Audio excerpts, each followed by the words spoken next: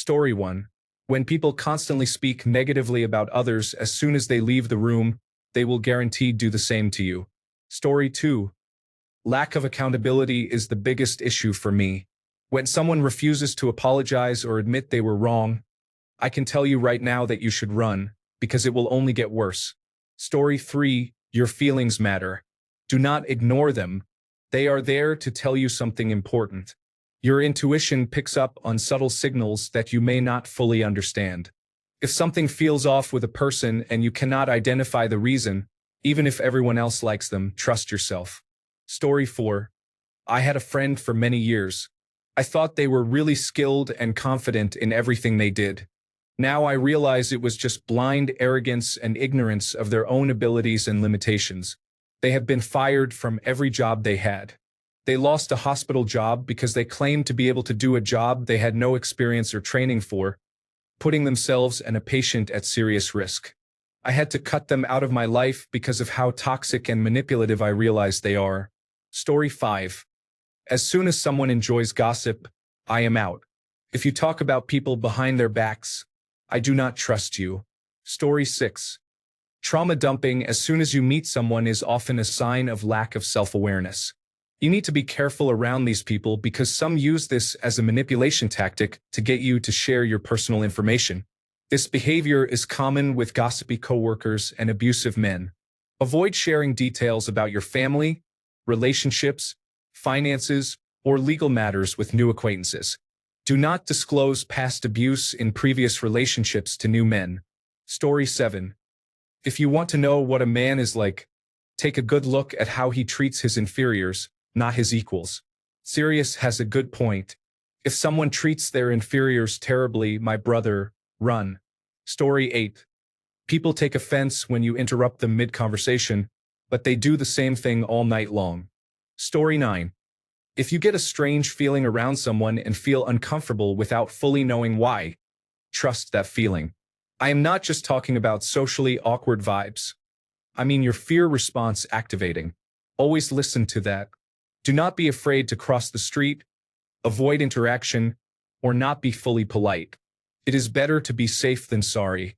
People who get serious on a first date, saying, "I love you," making you promise things like you will never hurt them or making plans for the future. If it is the first time meeting them, that is something to avoid. If they do that before you have ever met them in person and you have just started talking, I would say run. Story 10. People with poor emotional regulation or those who are frequently in a bad mood may be upset one day about something random and the next day they could be upset with you. Story 11. People who try to get your attention try to be likable but try way too hard. It is like they see that other people are enjoying each other's company but do not quite know how easy it should feel when someone actually likes you. So they tell stories about themselves that are obviously exaggerated, make jokes that do not land, or show off possessions you do not care about. It is tragic irony. All you want is to be liked and have friends, but your desperation is repellent. You are in your own way. Story 12. A certain red hat will do it for me. You know there is no way they are not going to start in with some political nonsense. Story 13. When they avoid accountability for everything and always have an excuse or deflection for their behaviors. Story 14. They take astrology too seriously. I like astrology for fun, but that is it, just for fun. Refusing to be friends with or date someone because of the time of year they were born is toxic. Story 15. If someone speaks negatively about others in your presence, they will likely speak negatively about you in your absence.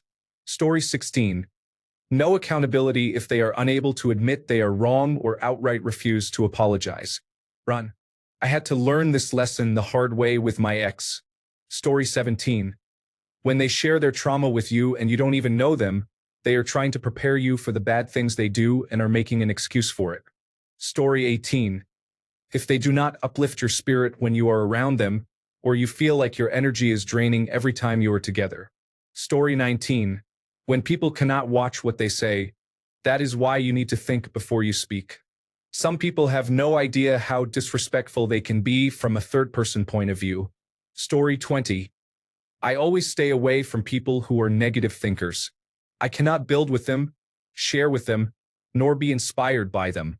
They most likely complain a lot as well. Story 21. You know those people who are all nice and positive when in a group, but the moment one of the group members gets up and leaves, they start gossiping about that person. They will do the same to you if you are out of sight. I have come across many like these. Story 22. Talking to themselves. This is entirely self-serving. I talk to myself constantly and I do not like to be interrupted. Story 23. I don't really know how to explain this. People who display performative gregariousness, especially when they leave someone out, are obviously trying to show how social they are compared to that person. I'm not talking about naturally warm, friendly, genuine, outgoing people, especially those who are excessively silly, who don't try to exclude others. Those people are great. I'm talking about those who try too hard, where everything is fake and secretly malicious. They want everyone to know how fun, funny, social, and popular they are, especially compared to the one person they want everyone to see as less. I strongly dislike those kinds of people. Story 24. When someone is very passionate about a particular political or social movement, they feel compelled to constantly display references to it on themselves or their belongings. Story 25. If they admitted that they voted for Donald Trump and continue defending him, they are lost to logic and reason, acting on pure emotion. They, like Donald Trump, will never admit their mistakes. Story 26. Overly religious. Some people have that phrase painted on their cars, and I know I have to go the other way. Story 27. When they always see themselves as the victim, believe that others do bad things to them, and cannot take any responsibility for their own actions or words. Story 28. I knew someone who would say things like, I take full responsibility, but, and then proceed to take absolutely no responsibility. Story 29. They talk negatively, especially if they are proud of it. You cannot trust them. If they brag about manipulating people, if they use therapeutic language, they are the reason people need therapy. If they judge poorer people, sometimes they do not just say poor people bother them. They say things criticizing someone's education level, ability to travel, or food choices instead. They say things like, I am a nice person. I am always the strong one. I do everything for everybody, but no one does anything for me. I am loyal. No one stays. If they do kind things while expecting something in return, even if that is just a smile or a thank you, especially if they get angry about it. It is polite to thank people, but if you expect it or get angry when someone does not, you are not doing anything for anyone else, just yourself. If they use people, you barely know them, but they came on really strong, and now they are already asking for money for their car. Come on. If none of their children talk to them, when they are hypercritical, when they push repeatedly, and when someone reacts, they play the victim. The problem is never their initial action. It is always the reaction. They care more about appearances than genuine actions.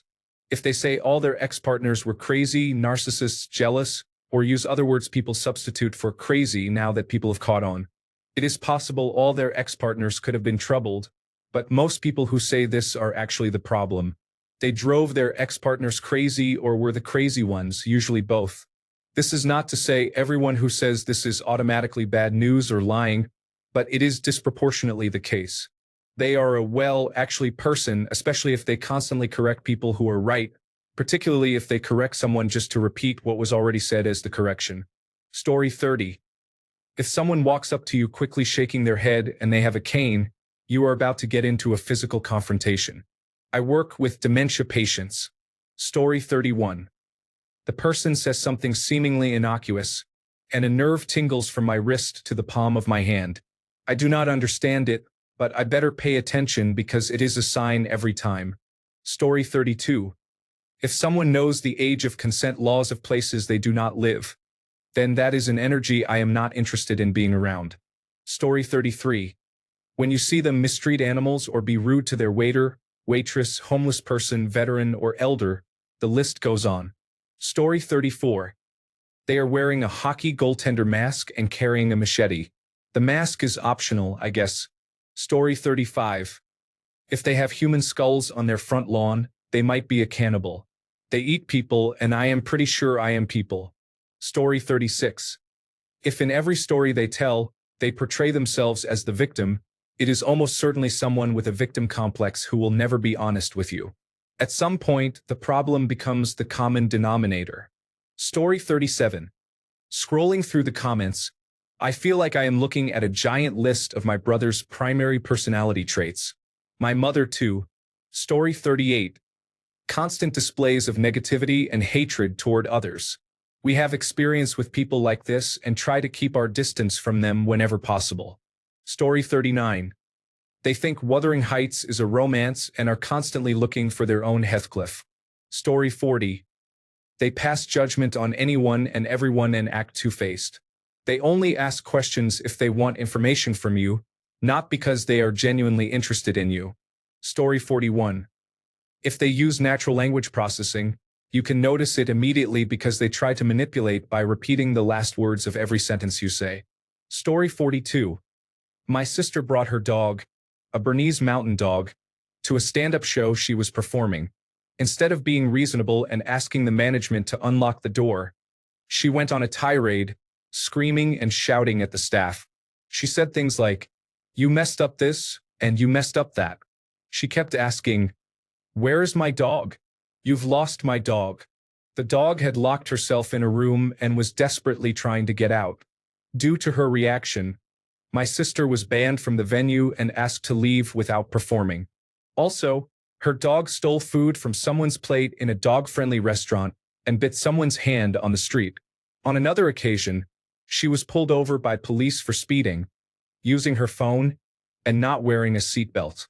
She then claimed it was the officer's fault, accusing him of targeting her and being misogynistic. One last incident involved a photographer, a young woman about 23 years old. My sister blamed the photographer for everything. Being late, messing up the shoot, and more. In reality, my sister bullied the photographer into doing her job. She constantly yelled, "You're not doing your job," behaving extremely poorly. The photographer cried, later went home, had a breakdown, refused to leave her room, and rocked back and forth in a complete meltdown. When the photographer expressed this to my sister, she replied, "And you're here to do a job." Story 43. If they ask you out for dinner, then have you pick them up from their house because they lost their keys, and then ask you to pay for their 100 hard-shell tacos because they left their wallet at home. Story 44. I think when that person is deceptive, avoidant, or quick to anger, you are better off going in the opposite direction. Story 45. They consistently talk about their retirement incomes and occasionally drop hints for you to discuss yours. They are calculating how much they would need to spend from their own funds on you. It makes me uncomfortable. I do not want to spend my 60s talking about my Social Security check or any other fixed income. It is none of your business, and I would rather go to a movie or take a walk. Story 46. When they start insulting you or making mocking comments to their companions as soon as they see you, while avoiding engaging with you. When you go to a public place frequented by various unrelated groups and individuals, such as a commons, and someone in another group angrily shouts at you to get out. There is very little chance that you will have a satisfactory interaction with them. Story 47. If someone becomes overly friendly with you right after meeting and then, within 2 weeks, they want to move into your house because they have nowhere else to go, do not allow it. In my experience, they will live there for 10 months without paying rent, treat you poorly, and then you may lose your apartment in the resulting conflict. Story 48. Someone who is too friendly too quickly.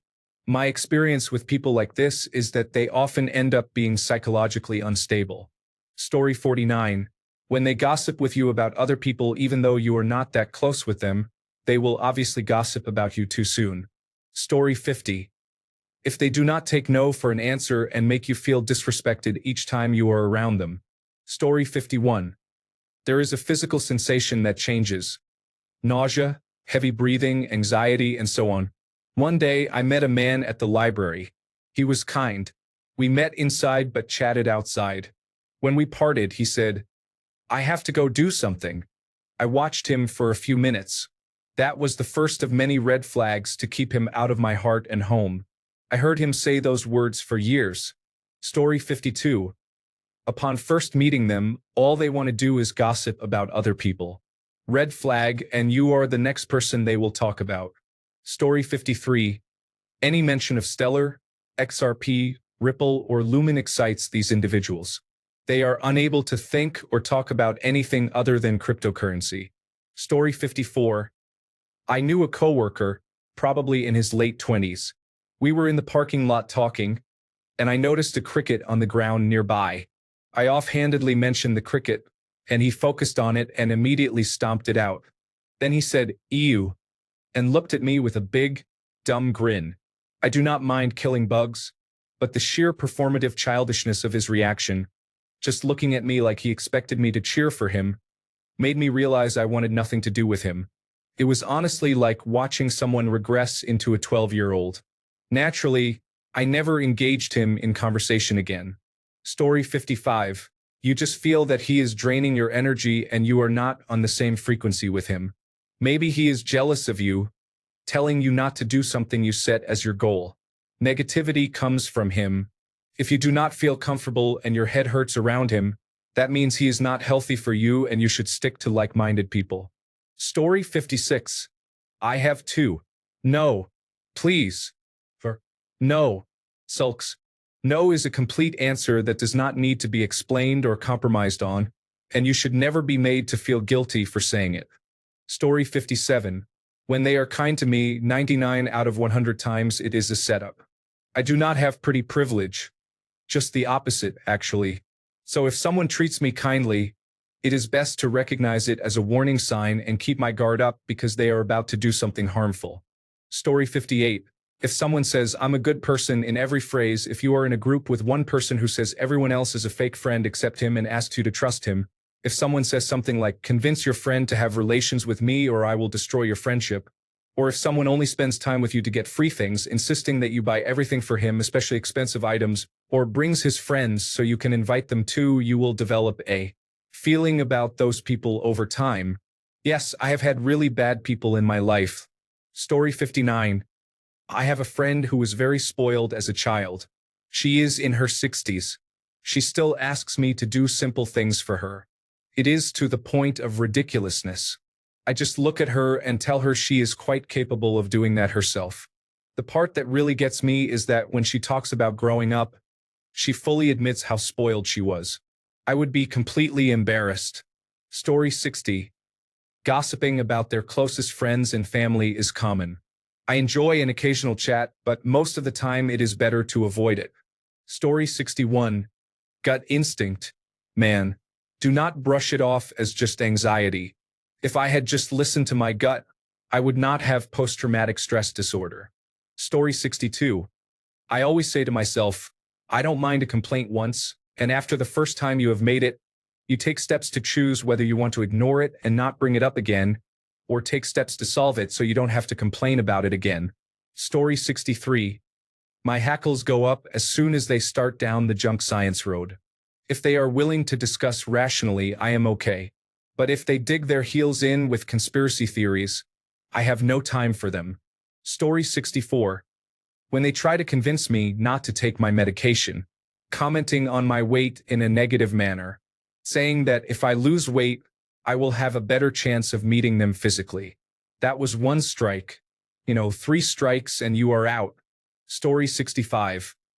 When they are excessively nice, they are covering up a big can of rotten worms. One thing is being kind.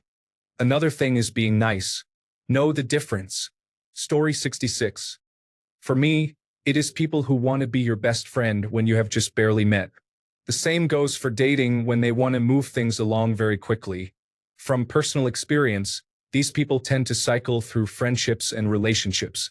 Story 67. If your cat or dog becomes aggressive in someone's presence, assuming the cat and dog are friendly or indifferent to everyone else except that person. Story 68. If their response to your points, debate, or argument is 1. Making a straw man, 2. Just shaking their head and saying no, 3. Talking down to you, 4. Ignoring your evidence or points, 5. Talking over you. Story 69. My gut feeling is important.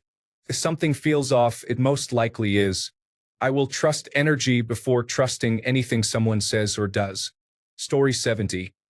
It is sad to say, but when people have mental health issues and do not seek help, It can drain and suck the life out of you. I have had a best friend. We still talk from time to time, but not very often. We have known each other since we were 16. He always struggled with mental health and never sought help. He almost committed suicide several times during our friendship. It is crushing to hear, and even more crushing that he did not get help. I also had an ex with a lot of trauma in her past, which literally affected her ability to function day to day. I loved her with everything I had in me, but she never wanted help and always had breakdowns. It broke me to see her suffer so much. I offered to pay for her therapy sessions, just wanting her to try, but she refused. It affected our relationship deeply, and she later did something I could not look past. You cannot help people who do not want help, and sometimes we love people more than they love themselves. Story 71. Cybertruck. That is not just a red flag. It is a full parade. It tells you everything. His morals, his politics, his taste, his lifestyle, his podcast queue, and his D-size. That is a small man all around. Story 72. People who are aggressive. I will not be around someone who gets irritated enough to yell or use their size to intimidate, especially their friends. It makes me feel really uncomfortable and unsafe. I have been in situations where two friends are fighting, and I immediately get up and leave the apartment. I do not care if I have a car. I will walk away or call a ride. I am out. People who openly carry firearms in public places are frightening. Story 73. So, I do a unique role reversal. I wear a Satan crucifix necklace to keep fake and judgmental people away. Story 74. If they dismiss genocide because the perpetrators themselves experienced genocide nearly a century ago, I consider that a significant warning sign. Story 75. Their energy is just wrong. Most people call it a gut feeling. You should follow that feeling even if you might be wrong. When it is your life, you can never be too safe. Get away immediately. Story 76. I read this wrong and thought you were asking what astrological sign, and I immediately said Capricorns. Story 77.